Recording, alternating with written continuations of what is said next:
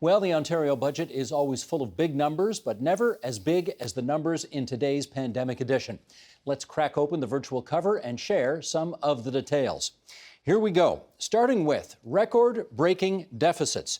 Last year, this is pre-pandemic, the province of Ontario ran a deficit of $8.7 billion. But look what happened to the bottom line of the province once the pandemic hit. For the fiscal year we're now in, 2020-2021, $38.5 billion is the deficit. That's the biggest number this province has ever seen. And even going forward, it's still going to be pretty sizable. $33.1 billion for next year and $28.2 billion for the year after. Clearly, no path to a balanced budget in this budget.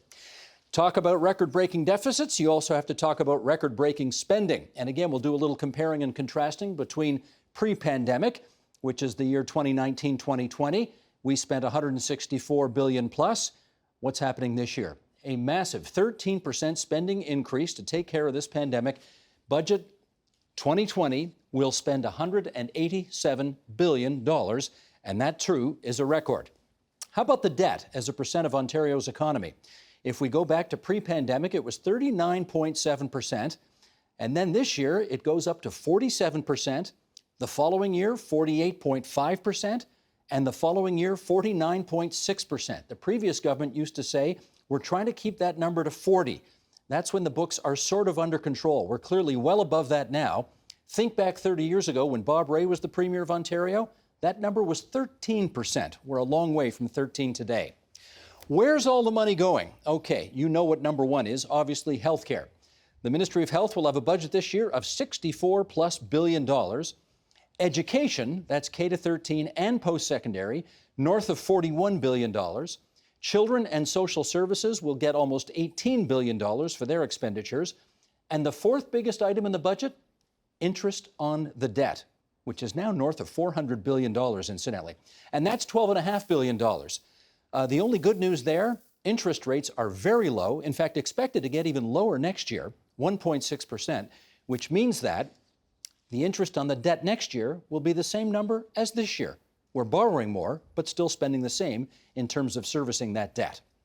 Okay, in a COVID-19 era, let's talk about healthcare and where some of those expenditures are going. For example, $1.4 billion to increase testing, case and contact management, $351 million to create more than 2,000 hospital beds, $284 million to handle the surgical backlog.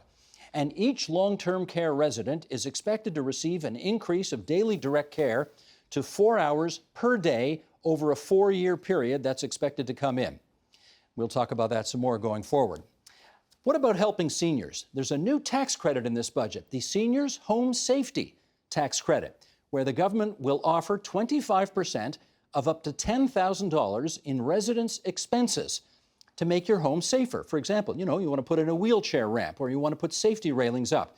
If you're a senior living in your own home, or if you are not a senior, but you have a senior living in your home, right? Let's say grandma and grandpa or something are living in their kids' homes, they're eligible for that tax credit. Let's go to the other end of the demographic, support for children. The budget will offer $200 per child up to the age of 12 and $250 for young special needs children up to the age of 21. That was a provision that was brought in this year. Apparently it's popular. The government will roll it over and continue it next year. How about for business? Okay, the government will offer personal protective equipment grants of up to $1,000 for so-called Main Street small businesses. That'd be retail establishments, food, accommodations, and so on. And they'll also offer $57 million to help businesses increase their online presence, right? Help with developing websites and so on. That should help tens of thousands of businesses. And how about this? This is an interesting new one. I've never heard of this before. The government says it will explore. They haven't got details. They're talking about exploring, covering 20% of Ontarians' tourism expenses. You can't go across the border, so to have a staycation and encourage people to stay home and travel within Ontario, they're going to look into subsidizing tourism expenses. We need to hear more about that. There's also $100 million for tourism, cultural and sports groups, and $25 million in emergency funding for arts institutions all over the province, which of course have been closed because of COVID-19 and have not been able to realize any revenue as a result. If you are watching us from rural or northern Ontario, this one will be of particular interest to you. The government is talking about spending $680 million over the next 4 years to build broadband infrastructure. Don't you love that when you play Netflix and the screen freezes up? More on that to come. How about tax relief? Here's for business. The government purports to hope to save medium and large industrial and commercial employers 14% and 16% respectively on their electricity bills. Yes, they will subsidize power costs to get those costs lower. They will reduce, the government says, business education tax rates to save businesses $450 million. And this past year, they brought in a program which was very popular with business. They want to make permanent the employer health tax exemption increase on payroll. If you had a payroll of $490,000, the government this past year upped it to $1 million. So if you've got $1 million in payroll, you now don't have to pay that employer health tax again. That's 30,000 more employers that will be exempted from paying the employer health tax. And as is our tradition here at TVO, we're pleased to have the most in-depth interview of the 10 or so that Rod Phillips will do today. Here's Ontario's Minister of Finance and the PC MPP for Ajax joining us from the Frost Block across from the Legislative Assembly. Treasurer, it's good of you to come on our airwaves tonight. How are you doing today? Steve, it's a pleasure to be with you, and we're doing fine. It's a busy day, as you said, but you know, always happy to get information out and get a budget out, and so far so good. Well, this was surely a very different budget, and I'll just start with this fact here. Most budgets that I remember covering, and I think I've only covered about the last 35 of them, basically said, here's what the numbers are going to be for this year. Your budget, in some respects, is like 3 budgets in one. There are a wide range of potential scenarios going forward. Why did you feel you needed to do that? You know, Steve, you're right. That is an innovation, has not happened before, not just in Ontario, but in Canada. And it is an approach that we're seeing, you know, and we had talked about a week ago we were going to do this, but now others are following. With the uncertainty we're facing, literally something that hasn't happened in generations, we think it's important, of course, to have a mainline scenario, and we've looked at that, and that's the basis of our budget and our deficit projections and the other important financials. But also look at other outcomes. I mean, we are dealing with the highest level of volatility when it comes to private sector economists in anybody's memory. About 3 times what it was normally and 2 times what it was back in 2008, which you'll remember was pretty volatile. So to address that, we want to make sure that we give a range of scenarios, and then, of course, a range of other outputs. If there's higher revenue, then that might make the deficit lower. If there's lower revenue, that might make the deficit higher. Information for people who are closer readers to the budget, so they know what we expect. And then, of course, we'll adjust that going forward with another budget coming up in March. I'm not meaning to be overly critical in asking this question, but it is just a fact that the province of Ontario is supposed to, you actually are supposed to, by law, lay out a path to get us back to a balanced budget in each year's budget. You are proposing to pass a little exemption to that this year, saying we're not going to do that. How come? Well, you know, the uncertainty right now makes it very, very difficult for the reason I just talked about. We've got record volatility from private sector forecasters as well, from all of the forecasters that the government uses. So we will try to pass our path to balance and do that when we get to March and the March budget. But right now, quite frankly, Steve, it's just very, very difficult. What we did think was important, though, was to have a multi-year budget. We're the first major jurisdiction to do that. To be fair, Quebec is going to follow us. I think it's next week.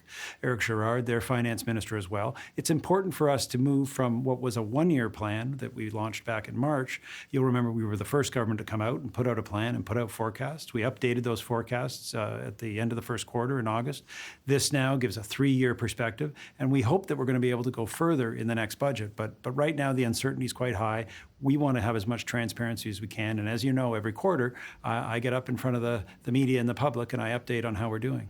You are a progressive conservative finance minister. And I know that when you got the job, you did not plan to bring in the biggest deficit by far in the history of the province of Ontario. How comfortable are you having to sign your name to a $38.5 billion net cash requirement this year? Well, we were on track, as you know, to balance the budget in 22, 23. We'd made some good progress in that direction. But Steve, everything changed with COVID-19. I mean, this, as I've said, and I said in my speech today, is the challenge of our generation, and it requires resources to make sure that we have the dollars. And I'm sure we'll talk about it, the dollars we're spending in healthcare and education, in long-term care going forward and today. So, I feel just fine about it. I would, rather we weren't in a global pandemic, but we are, and faced with that, I think the only thing that's responsible to do is make sure that we're spending, and we still make sure that we spend wisely and well, but that we're spending the money need to protect, healthcare, to protect education, to protect our long-term care system, and also to start to make some more structural changes to support the economy going forward, because that's going to be important. Very soon, we hope we'll start to see, COVID-19, start to recede, and then everybody's going to be thinking about recovery. We need to start thinking about that now, and of course, that's part of today's budget as well. Well, that dovetails nicely into my next question, which is you did point out in the budget speech that it can take anywhere from, say, 24 months to 88 months, typically, to come out of a recession. Do you have any sense at all about where in that window we're going to come out this time? We don't right now, Steve, but it's why I wanted to include that information. We are in a recession right now. It was the worst downturn by a factor of 4 in the histories in the country, in the province's employment in the second quarter of this year. We've come back up out of that fairly rapidly, but I wanted to make sure people knew that we had those historical precedents. We know that this is going to be difficult. Now, that's why we have the plan we have. That's why we're talking about multiple years, but we just don't know right now, and we need people to be aware that we're aware of it, that our plans think about multiple years, and that that we are going to get through this. But you're quite right. The recession of the early 90s, which you and I will remember, lasted 88 months before it got to pre-recession employment levels. So hopefully we won't be in for that, but we have to plan for every eventuality. There are a ton of numbers in this budget, and it's hard in the time we have to know necessarily what to spend the most time on, and I'm not going to pretend that the next thing I'm going to ask you is the most important thing in the budget, because it's not, but it's certainly one of the most original things I've ever seen, so I wanted to ask you about it. The notion of exploring giving a tax break to Ontarians to encourage them to vacation in Ontario, a staycation tax credit, if you like. What's that going to look like? Any idea yet? Well, we have something of an idea. We're going to work with the tourism industry. And of course, right now is not a time when we want to be encouraging people to travel. But we know it's going to be safer to travel within our borders than outside our borders sooner than later. And we very much know that the tourism industry has been very, very hard hit. So the idea of a 20% tax credit to make 2021, or 25% tax credit, or 20% tax credit to make 2021 the year of the Ontario staycation is something that has been used really effectively in some other jurisdictions to really take advantage of the fact that we have such a wonderful province, so many fantastic places that people want to go and see. And if the government can help that a little bit, that's going to be a big help for our tourism operators, a big help for our communities and small businesses. But again, we're going to have to wait until it's safe to do that. And we're going to be working with the tourism industry to make that a reality for 2021. I think the 25% tax credit you might have been thinking about was actually my next question, which is the seniors tax credit to make their homes safer. The idea of putting in ramps or guardrails or that kind of thing, safety railings in people's homes. I gather the total uptake on this, if it goes as well as you think, is about $30 million. And on a budget of $187 billion, you could say that's not all that much for something that's potentially really important. If you can keep seniors in their homes a lot longer and therefore obviate the need to go to long-term care, that's a huge savings, and it's better for them as well. So why isn't this program meatier? Well, Steve, and it's a strange thing for the Minister of Finance to say, but I'll be happy if those expenditures are higher, because I agree with you. Keeping seniors in our homes is a real priority, and our homes have become more of a priority because of COVID-19. And so we're hoping that this tax credit lets, seniors, even if they don't pay any taxes, they'll be able to take advantage of it. It'd be $2,500 if it was a $10,000 renovation. One of the other unique features of this is it's not just for the seniors on their own, but a family that might have a grandmother or grandfather. In Ajax, in my riding, there are many, many families with multiple generations. And again, if we can make it just that little bit easier for seniors to stay in the homes that they love, where they're safe, that's a priority. So, of course, the ministry does its estimates, and as we have to do. But I really hope and I really believe this is going to be a big success. Well, the last Liberal government had a program not exactly like this, a little less generous, in place. They eventually shut it down because there just wasn't enough uptake on it. Are you concerned about that happening again? I'm really not. We're just seeing a whole different view of homes from people for a variety of reasons. Of course, the situation in our long-term care homes has made seniors want to be staying in their homes, and we want to make sure that we can encourage that. It takes pressure off the other parts of the system. But also, our homes are meaning more to us, I think, in a post-COVID-19 world. So we're confident that this will have some take-up. We're certainly going to promote it and encourage it. And I think, any seniors out there, I would really encourage them to think about the kind of changes. It could be something like a wheelchair ramp, something around accessibility, could be a stability bar, could be any of the other things that help make your home just a little bit safer, a little more accessible. We'd like to help with that, and I think it's the right time to spend money on seniors and keeping them in their homes. Let me stick with seniors for a second again and talk about long-term care. Now, I may have missed this in the budget, but I don't think I saw any numbers there that specifically related to the commitment that the Premier made the other day, which is 4 hours per day per long-term care resident. Did I miss it, or was it not there? I didn't see any budget numbers on that. Yeah, it's certainly part of our fiscal plan, so the dollars will be there to fund it. Now, this is a recommendation that just came from our commission 2 weeks ago. It has been something that has been talked about by many, many advocates as being important, and it really is a historic commitment to move to 4 hours of care every day for everyone who is in long-term care. This will put Ontario, in the lead in terms of that kind of support. So the dollars will be there to support it. We're going to be getting a staffing plan in December from our minister. So it's very critical, obviously. We're talking about tens of thousands more staff. I actually spoke with Chrystia Freeland, the Deputy Prime Minister and Finance Minister, last week, with the announcement. Their immigration minister talked about the immigration plans for the province. I said we'd like to speak as well about what role immigration can play to bring in that many new staff. But this is going to be a big change. It absolutely is in our financial plan, and we'll make sure that it gets done. And obviously, we're not going to wait 4 years to see that full move. We'll do that incrementally over time and see improvements. It's just so important to the quality of care and something we're very committed to doing. Okay. Every treasurer, of course, in his or her budget brings in a rainy day fund or a contingency fund for those things that you don't know what are going to come down the road, and it's usually several $billion. Can you tell our viewers and our listeners what is the size of the rainy day fund that you've got in this budget, and what are you worried that you may have to spend it on over the next year? Well, this was a strategy that we adopted, and frankly, every government in Canada has followed it. Back in March, we didn't know what the expenditures would be required for supporting, our citizens going through a pandemic. So we set aside dollars in contingencies. When we needed 300 million masks, 900 million gloves, we needed $1.1 billion, and of course, we wouldn't have known that in advance. So this year, we've set aside a significant amount of money that's going to support, health, education, the vital services, as well as jobs and communities.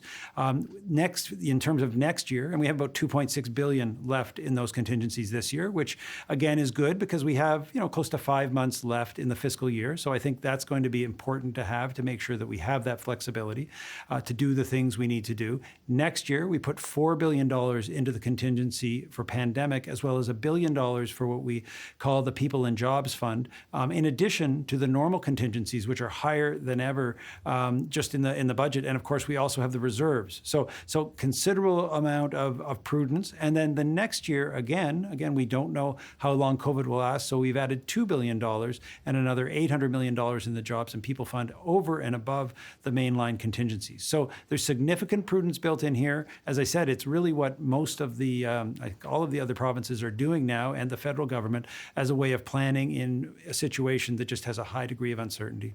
I know it is the opposition's job to oppose. I mean, that is their job after all, but they were extremely, what's the word? Well, they were extremely tough in their rhetoric today. I mean, the Liberals talked about this being a betrayal of the people of Ontario. The official opposition, the NDP, saying things like they can't understand why you cheaped out on, for example, having class sizes be 30 kids instead of 15, that there were opportunities for you to spend more money, personal service workers, and so on and so forth. Could you just comment on whether this budget, and I know you think it's generous where it needs to be, but in terms of what the opposition wanted, they were looking for a whole heck of a lot more. Why did you not go further in the areas they wanted you to go further in? Well, of course, that is, as you know, and said, that is the job of the opposition. This is historic in terms of the expenditures on healthcare. It's really $8 billion of additional expenditures, we were talking about $73 billion in healthcare spending, over $70 billion over the next 3 years going forward. And that's, of course, with those contingencies that we've put in as well. So, on education, we've put $1.3 billion into the reopening. We have, significant capital expenditures, 1.5 this year, 1.9 billion the year after that. So, we are spending, as you mentioned, with off the top, with the size of the deficit. I mean, we were planning on a $6 billion deficit, and it's $32 billion more than that. That's all expenditures that we think are going to the right things, and that's the job of government to balance those out. And I suppose it is the job of the opposition to be critical, and I'm sure they'll do their job well, and we'll try to do ours well. Well, you did have a line in your budget speech today in the legislature, and I'm going to quote it here because it was pretty tough for you, Minister Phillips. I've heard you before. You're not usually this tough. You said, when the critics get it wrong, the consequences are minor. When the government gets it wrong, people's lives are at stake. Who were you taking a shot at there? The line before that, to be fair, was I said we do appreciate that those outside the system and their input. But what I wanted to point out, and I think this is something that people understand, is that of course it's the job of the opposition to criticize. We have pundits who regularly are talking about whether we're moving too far or not far enough when it comes to our health measures. So it's the job of the opposition to criticize, and we take that criticism soundly. But I think people understand that government is difficult, and government during a pandemic is very difficult. We're not asking for sympathy, but what we're saying is these decisions are always made with the knowledge that lives are at stake, and sometimes very much in the balance. So that's our responsibility. We take it very seriously. We understand others need to criticize. You've seen us make changes. We've adopted suggestions from all sides of the legislature, and we'll continue to do that. But it is the government's job to make those choices. We take it very seriously, make those choices, and we do it, most specifically thinking about the health of Ontarians, which makes sense in the middle of a global pandemic. In our last 30 seconds then, Minister, the three big words you've used to sort of headline this budget are protect, support, and recover. And I wonder just finally, how close do you think we are in this province to the recover phase?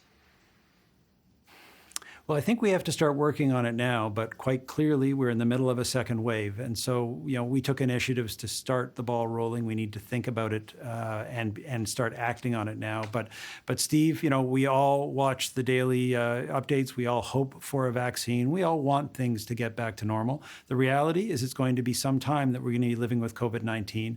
And we will just do what we need to do for that period to protect people in Ontario and to support communities. And yes, to make sure that our economy can recover. Rod Phillips, Ontario's Minister of Finance, we appreciate you keeping the tradition alive of having the Treasurer spend part of budget night here on TVO. Thanks very much. Steve, it's my pleasure. Stay safe. The Agenda with Steve Paikin is brought to you by the Chartered Professional Accountants of Ontario. CPA Ontario is a regulator, an educator, a thought leader, and an advocate. We protect the public. We advance our profession. We guide our CPAs.